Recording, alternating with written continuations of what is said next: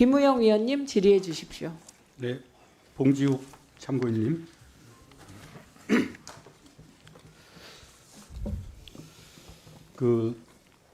우리 뉴스타파가 방심이 청부 민원 의혹 보도를 최초로 했습니까? 네, 작년 크리스마스 날 해서 날짜를 잊지 않고 있습니다. 네. 이건 그냥 뉴스타파의 김만배 신앙님 의미가 네. 없어. 인터뷰 인용 보도에 대해서 방심인이 및 선방위가 법정 제재를 했죠.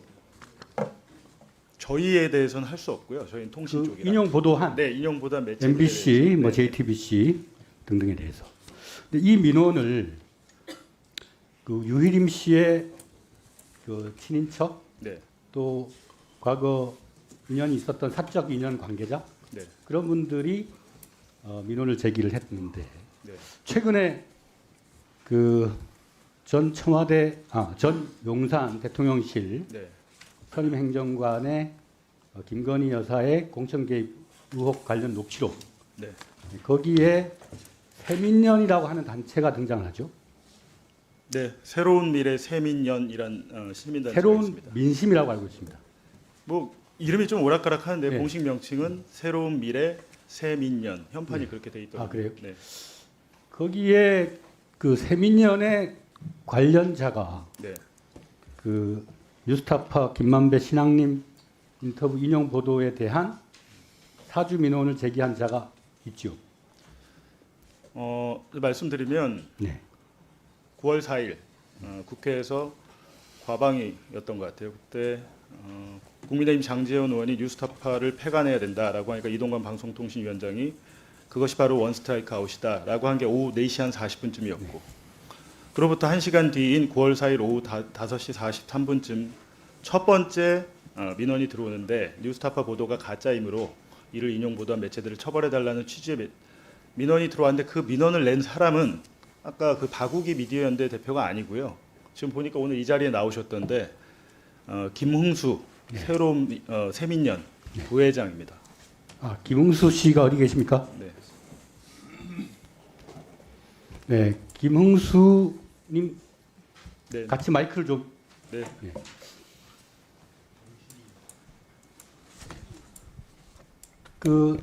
세민연이라는 시민단체에서 어떤 직함을 맡고 계십니까? 세민연의 사무총장입니다. 부회장을 맡으셨나요? 부회장이 아닙니다. 사무총장입니다. 사무총장이요? 네네. 여러 가지 시민단체의 재반 활동을 총괄하고 있나 보죠?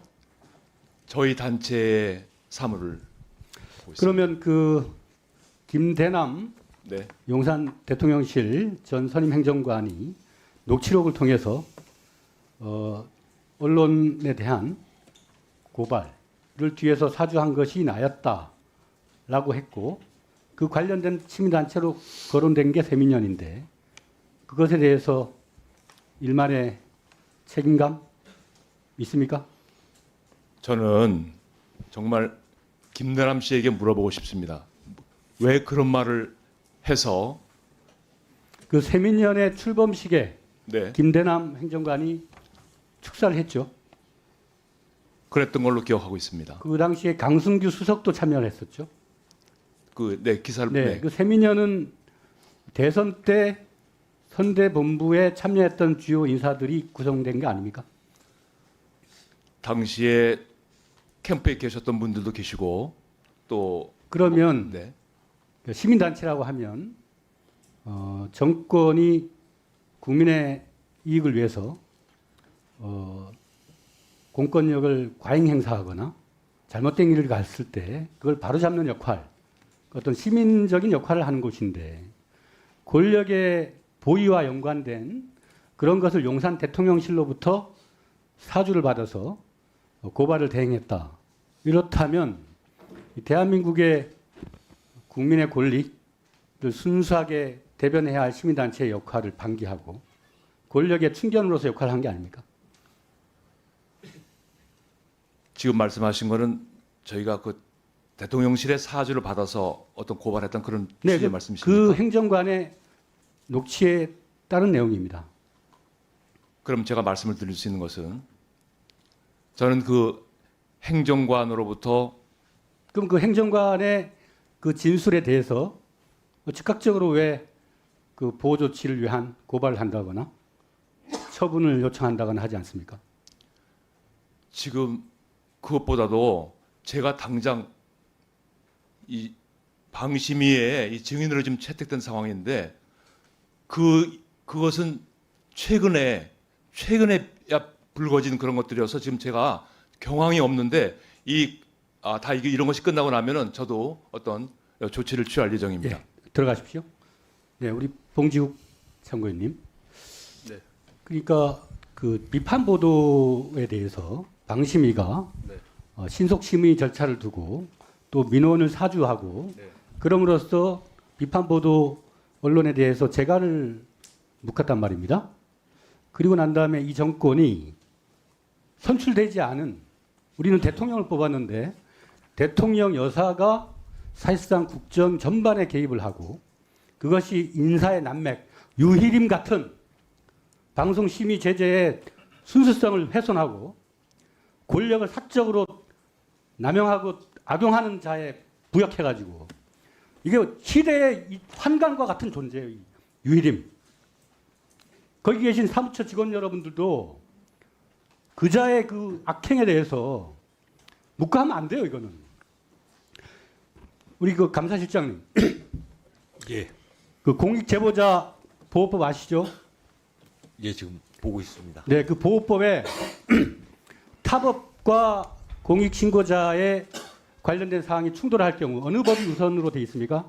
거기까지는 제가 아직 이해 못하고 있습니다. 감사실장이라는 사람이 그것도 모릅니까? 2분 더 드리세요. 2분. 저는 공익신고자 관련이 아니라 이해충돌 담당관으로서의 역할을 합니다.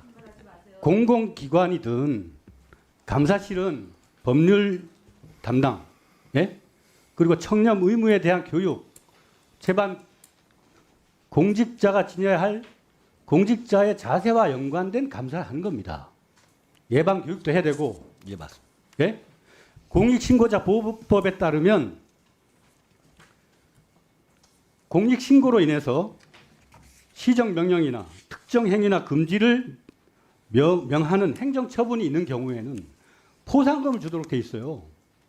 지금 그 방심위가 법정 제재한 거 29건 다 행정처분에 의해서 집행정지됐어요. 이건 행정처분이 있는 경우를 말하고 그러면 그 신고자 아까 그 탁 선생님 그런 분은 감사실에서 포상을 해야 됩니다. 이거. 그리고 공익신고자 보호법과 지금 충돌하고 있는 게 개인신상 정보에 관한 법률 아닙니까?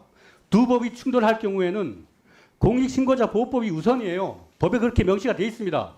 다만 다른 법률을 적용할 때는 그 신고자, 제보자에게 유리할 경우 그 법을 적용할 수 있다고 되어 있습니다.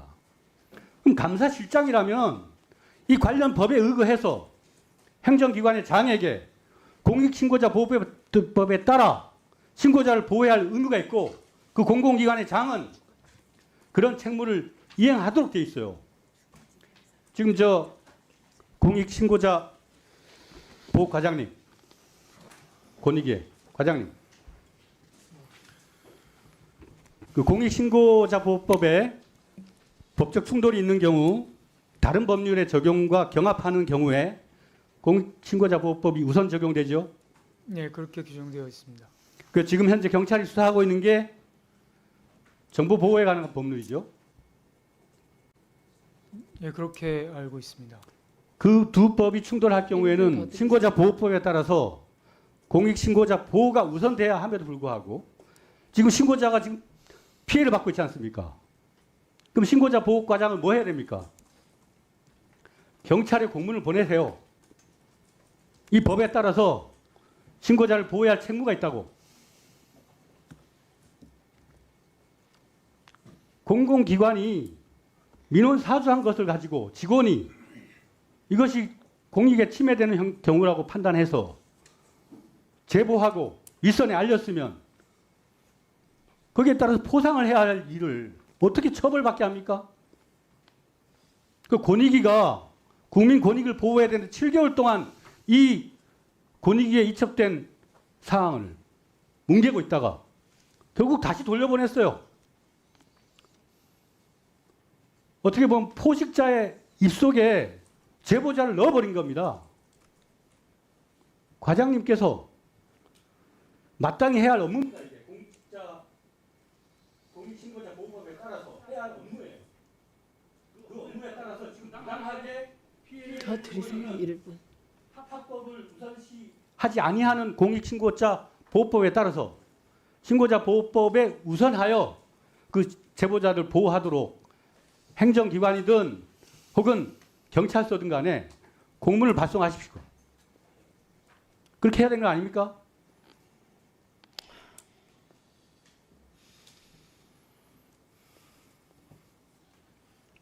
그 법에 따른 행위라니까요. 잘 살펴보도록 하겠습니다.